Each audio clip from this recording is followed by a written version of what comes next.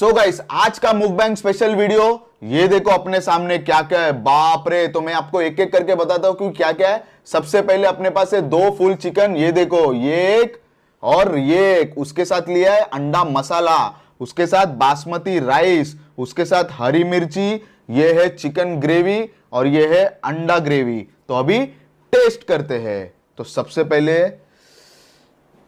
हाँ लिया।